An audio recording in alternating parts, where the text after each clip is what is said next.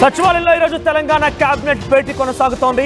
రైతు భరోసా పైన విధి విధానాలకు సంబంధించినటువంటి అంశంపైన ఆమోదం తెలుపబోతున్నారు మంత్రివర్గం.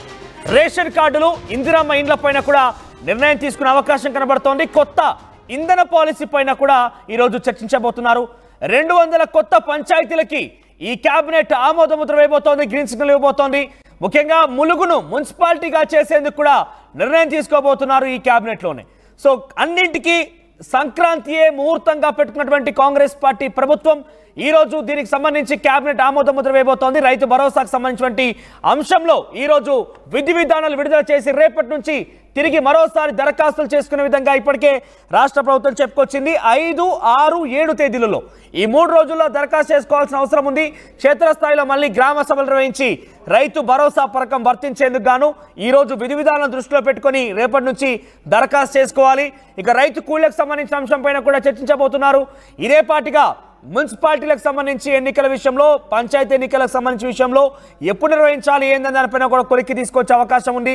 కొత్తగా 200 పంచాయతీకి సంబంధించినటువంటి అంశం పైన గ్రీన్ సిగ్నల్ ఇవ్వబోతున్నారు. మరొక ములుగు మున్సిపాలిటీకి సంబంధించిన అంశం కూడా చర్చించబోతున్నారు.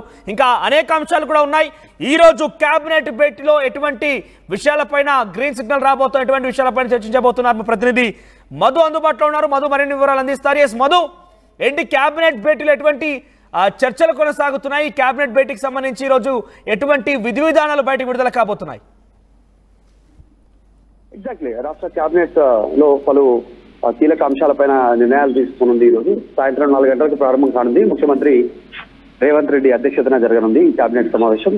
అయితే గత నెలకు సంబంధించినటువంటి 30నే ఈ భేటీ నిర్వహించాలనేటువంటిది నిర్ణయం తీసుకోవడం జరిగింది. చాలా కీలకంగా భావిస్తా ఉన్నారు. యాక్చువల్ అయితే 30 తారీఖున నిర్ణయం తీసుకున్నప్పటికీ మన్మోహన్ సింగ్ చనిపోయినందువల్ల దీన్ని కాస్త వాయిదా వేసినటువంటి విషయం అందరికీ తెలిసిందే. అయితే ముఖ్యంగా రైతు భరోసా అనేటువంటి అంశం పైన కేబినెట్ భేటీలో చాలా కీలకమైనటువంటి నిర్ణయాలు ఉండేటువంటి అవకాశం ఉంది. పంట వేసినటువంటి రైతులందరికీ రైతు భరోసా పేరిట పెట్టుబడి సహాయం అందించాలి వేసిన వారందరికీ అనేటువంటిది కీలక నిర్ణయం తీసుకునే అవకాశం ఉంది. 5, 6, 7వ తారీఖు రోజు ముఖ్యంగా దీనికి సంబంధించినటువంటి గ్రామ స్థాయిలో దరఖాస్తులు తీసుకొనున్నారు. ఒక్కొక్క మండలాన్ని 3 విభాగాలుగా విభజించి నిర్ణయం తీసుకున్నటువంటి సిచ్యువేషన్ ఉంది. దాంతో పాటు రైతు కూలీలకు సంబంధించినటువంటి అంశం పైన కూడా క్లారిటీ రానుంది ఈ కేబినెట్ సమావేశంలో. అయితే ప్రతి సంవత్సరం రైతు కూలీలకు 12,000 రూపాయల ఆర్థిక సహాయం చేస్తామనేటువంటిది ఎన్నికల సమయంలో హామీ ఇచ్చింది, మేనిఫెస్టోలో పెట్టడం జరిగింది కాంగ్రెస్ పార్టీ. దానిపైన కీలక నిర్ణయం తీసుకునుంది. మరొకమైనటువంటి ప్రధాన నిర్ణయం రేషన్ కార్డులకు సంబంధించినటువంటి దానిపైన ఒక క్లారిటీ రానుంది. కొత్త రేషన్ కార్డులు ఇచ్చిన తర్వాత దానిపైన ఇప్పుడు ఇస్తున్నటువంటి బియ్యం కాకుండా సన్న బియ్యాన్ని సప్లై చేయాలి అనేటువంటి ప్రభుత్వం భావిస్తా ఉంది. కేవలం ఒక 30% పైగా మాత్రమే ఇప్పుడు తీసుకుంటున్నటువంటి రేషన్ బియ్యాన్ని వినియోగిస్తున్నారు వాడుక కోసం, ఇంట్లో అవసరాల కోసం వండుకోవడానికి. కానీ మిగతా వాళ్ళంతా కూడా దాన్ని పక్కదారి పడతా ఉంది ఈ రేషన్ బియ్యాన్ని. అలా కాకుండా క్వాలిటీ నాణ్యమైనటువంటి సన్న బియ్యాన్ని కనుక సప్లై చేస్తే ఖచ్చితంగా వాళ్ళందరికీ ఉపయోగపడే విధంగా ఉంటుంది అనేటువంటిది వాళ్ళు భావిస్తా ఉన్నారు. సో దాంతో పాటు యాదగిరి గుట్టకు సంబంధించినటువంటిది టీటీడీ బోర్డు ఎలా ఉందో ఇక్కడ కూడా వైటీడీ బోర్డు అనేటువంటి దానిపైన కేబినెట్ నిర్ణయంలో కీలక సమావేశం తీసుకునే అవకాశం ఉంది. తర్వాత టూరిజానికి సంబంధించి మొన్న కూడా ముఖ్యమంత్రి సినిమా ఇండస్ట్రీకి సంబంధించినటువంటి ప్రముఖులతో భేటీ అయినప్పుడు కూడా ఈ అంశాన్ని ప్రస్తావించే ప్రయత్నం చేశారు. ఆ విషయం కూడా ఈ రోజు కేబినెట్ సమావేశంలో కీలక నిర్ణయం ఉంది, తీసుకునే అవకాశం ఉంది. తెలంగాణ టూరిజాన్ని పెద్ద ఎత్తున ప్రమోట్ చేయగలగాలి అనేటువంటిది ఇక్కడ ఉన్నటువంటి ఎకో టూరిజం కానీ, తర్వాత టెంపుల్ టూరిజం కానీ, ఇంకా మిగతాకు సంబంధించినటువంటి పర్యాటక కేంద్రాలను టూరిజం పేరిట పెద్ద ఎత్తున ప్రచారం నిర్వహించాలనేటువంటిది నిర్ణయం తీసుకున్నారు. సో మొత్తానికి చాలా కీలకమైనటువంటి నిర్ణయాలపైన చర్చ జరిగే అవకాశం ఉంది.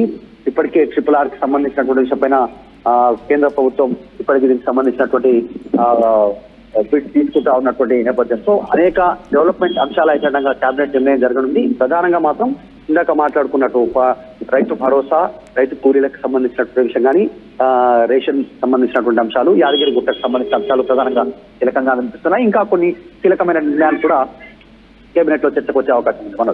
అదో ప్రతిపక్షాలు కూడా పెద్ద ఎత్తున రైతులకు సంబంధించిన అంశాలను టార్గెట్ చేసుకొని రుణమాఫీకి సంబంధించిన విషయంలో కూడా క్షేత్రస్థాయిలో మాజీ మంత్రులు, ఎమ్మెల్యే అంతా కూడా ఒక్కసారిగా మళ్ళీ గుర్రుగా ఉంటున్నారు. అట్ ది సేమ్ టైం ప్రజల్లోకి వెళ్ళి రుణమాఫీ విషయం పైన మరొకసారి తేల్చుకుంటామంటూ కూడా మాట్లాడుతున్నారు. అంటే పూర్తి స్థాయిలో అవ్వలేదు అనే ఒక విషయాన్ని తేల్చి చెప్తూనే ఒకవేళ ఏదో ఒక గ్రామంలో పూర్తి స్థాయిలో అయిందనుకుంటే కనుక రిజైన్ చేస్తాను అసెంబ్లీ వేదికగా కేటీఆర్, హరీష్ రావు లాంటి వ్యక్తులు మాట్లాడుకొచ్చారు. ఆ విషయం పైన మరొకసారి పునరాలోచన జరిగే అవకాశం ఉందా? ఇంకేమైనా సాంకేతిక కారణాలు కానీ ఇంకేదైనా ఉంటే వాటికి సంబంధించి ఒక అంశం కొలికి వచ్చే అవకాశం ఏదైనా కేబినెట్లో చర్చ జరగబోతోందా?